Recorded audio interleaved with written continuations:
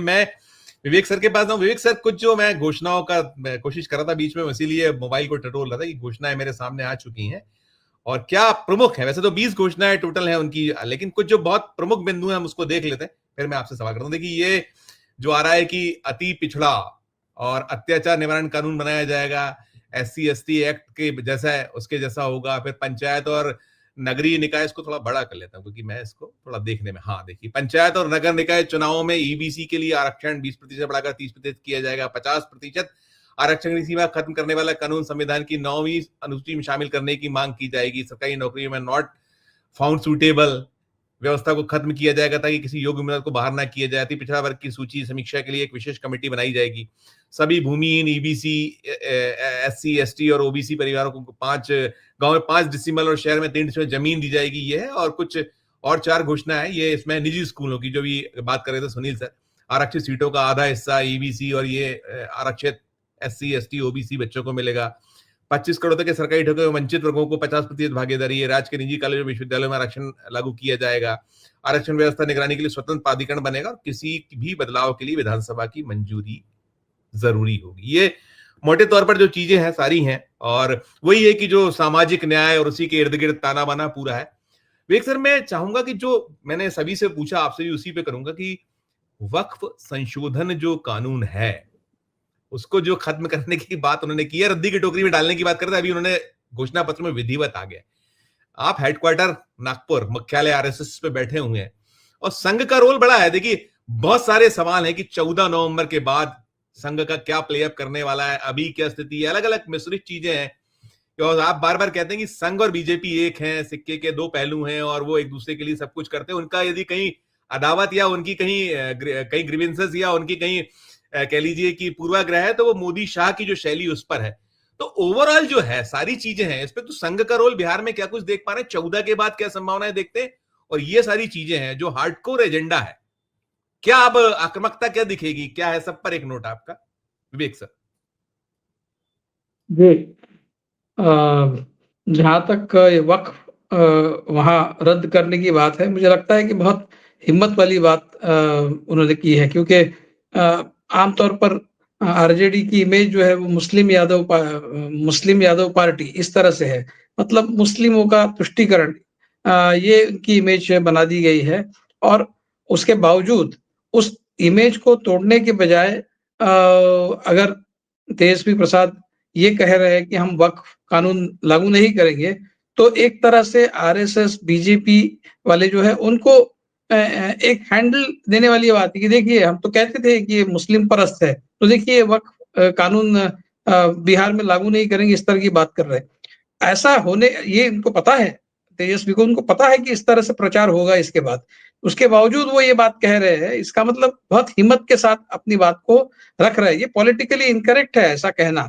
ये कम से कम घोषणा पत्र में इसको लिखने की जरूरत नहीं थी। ये इस तरह का मैसेज एक समाज के अंदर अगर अंदर से ही वो भेज देते तो बात अलग थी, लेकिन वो खुले तौर पर ये कह रहे हैं कि हम ये कानून लागू नहीं करेंगे। इसके लिए बहुत हिम्मत लगती है, क्योंकि उसमें अपोजिशन को एक हैंडल मिलेगा, अपोजिशन उनके खिलाफ प्रचार करेगा, पर्टिकुलरली बीजेपी वाले जो है वो तो करेंगे। JDU ठीक है, अभी भी उतना ओपनली कम्युनल नहीं है, वो तो सिर्फ बीजेपी के साथ सपोर्टिव रोल में है, लेकिन बीजेपी बिल्कुल इसके खिलाफ प्रचार करेगा और एक उसका फायदा उठाने की कोशिश करेगा। लेकिन तेजस्वी कोई उनका कुछ कैलकुलेशन होगा ही, जब वो ये कह रहे हैं कि वो शायद ये समझ रहा है कि इससे कुछ नुकसान नहीं होगा। तो ये 14 तारीख के बाद पता चलेगा कि ये पर्टिकुलर वक्फ वाला जो मामला है, ये इसने क्या रंग लाया है बिहार के चुनाव में, उस समय पता चलेगा। लेकिन बहुत हिम्मत वाली बात है। देखिए, आजकल ऐसा है कि जब मुसलमानों को लेकर जो भी बात होती है, उससे बचने की कोशिश हर पार्टी करती है, कांग्रेस भी करती है। सीधा सीधा मुसलमानों के पक्ष में बात करना, ये पॉलिटिकली इनकरेक्ट हो गया है। और बीजेपी RSS का जो इकोसिस्टम है, उसका सक्सेस ही ये है कि आप सारी जो बाकी पार्टियां हैं वो मुस्लिम परस्त होने से दिखने से बचने की कोशिश करते हैं।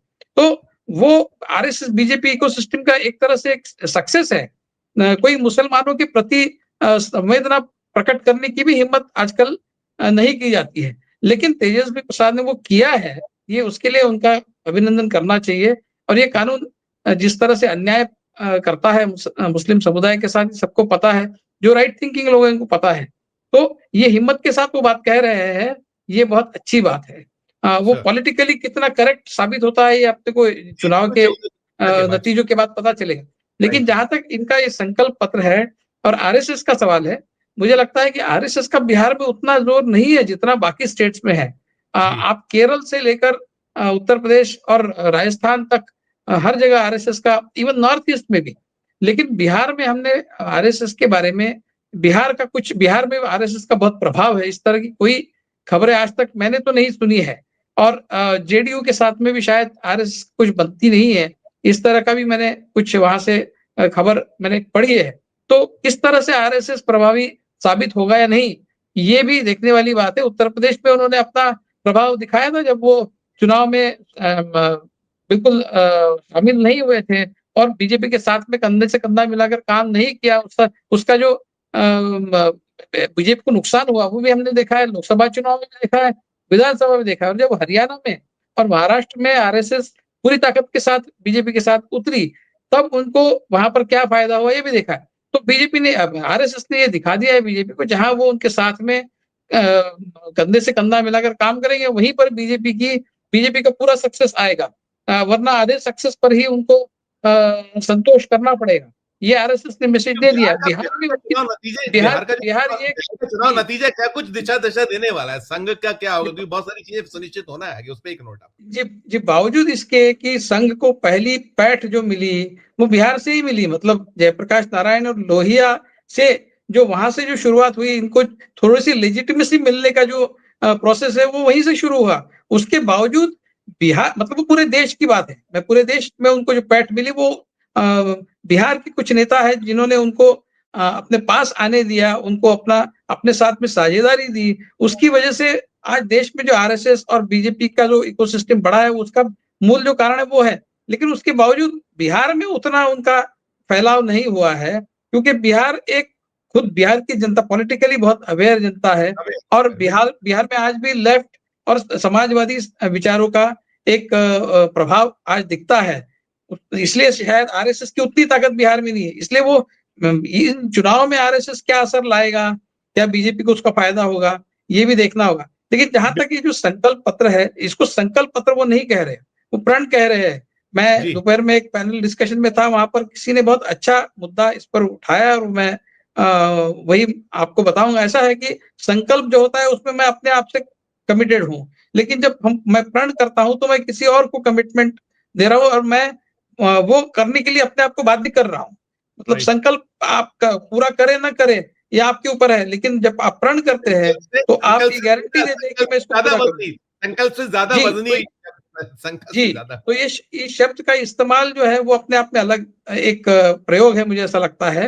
और राइट, एक जो सबसे महत्वपूर्ण उनकी अनाउंसमेंट है, जिसमें वो हर एक फैमिली को एक नौकरी देने जी, की बात कर रहे थे कि फ्रीबीज़ देना, बिना किसी काम किए किसी को पैसा देना। ये तो राइट, रेवड़ी जो जिसको मोदी जी कहते हैं वो खुद ही कर रहे हैं। लेकिन जी, काम के बदले में पैसा देना, मतलब पहले तो काम देना, ये जो है ये बहुत अच्छी बात है। और हर फैमिली में एक किसी व्यक्ति को सरकारी नौकरी देने का जो ऐलान है वो बहुत क्रांतिकारी है। ऐसा अगर वो कर सकते हैं, अगर वो 90 75-80% लोगों को भी इस तरह की नौकरियाँ दे सकते हैं, तो अपने आप में एक बहुत बड़ी क्रांति बिहार क्रांति। में हो सकती है और उसका ब्लूप्रिंट उनके पास तैयार है, ऐसा वो कह रहे हैं। किस तरह जी, से वो इंश्योर करेंगे, ये भी देखना होगा। लेकिन राइट, काम के बदले में पैसा मिल रहा है। बिल्कुल। जबकि ये जो जेडीयू बीजेपी का जो गठबंधन है, उन्होंने 10,000 रुपए महिलाओं, और वो 2 करोड़ महिलाओं को उद्योजिका बनाने की बात कर रहे हैं। जबकि 4 ही करोड़ महिला बिहार में टोटल जो वोटर्स है वो 4 करोड़ है, महिला वोटर्स। उसमें से आधी महिलाओं उद्योजिका बनेगी, ऐसा उनका दावा है। ऐसा दुनिया में कहीं नहीं हुआ है कि 50% पॉपुलेशन महिलाओं का उद्योजिका बनी है। दुनिया में प्रगत देशों में भी नहीं हुआ है। तो ये सिर्फ पैसे बाँटने का काम है। 10,000 राइट, पहले दे दिए, बाद में 10,000। तो इस तरह से 2 करोड़ महिलाओं को प्रति महिला अगर 2 लाख रुपए दिए जा रहे हैं, तो कितना पैसा बाँटा जा रहा है आप देखिए। ये ब्राइबरी स्कीम है। तो इस तरह से इसी से वो शायद अपने वोट इंश्योर करना चाहते हैं। उसका कितना असर होगा, नौकरी हर फैमिली को एक सरकारी नौकरी, और ये फिर महिलाओं को 20,000 रुपए और प्रति महिला को 2 लाख रुपए देने का जो वादा है, इसमें अभी जो असली जो लड़ाई है वो इन प्रॉमिसेस के बीच में है, ऐसा मुझे लगता है। जनता किस प्रॉमिस के साथ जाएगी, ये भी देखने वाली बात होगी। बिल्कुल, बिल्कुल, बिल्कुल, जी, बिल्कुल, संजीव। बिल्कुल। मैं जी। लौटता हूँ दोबारा।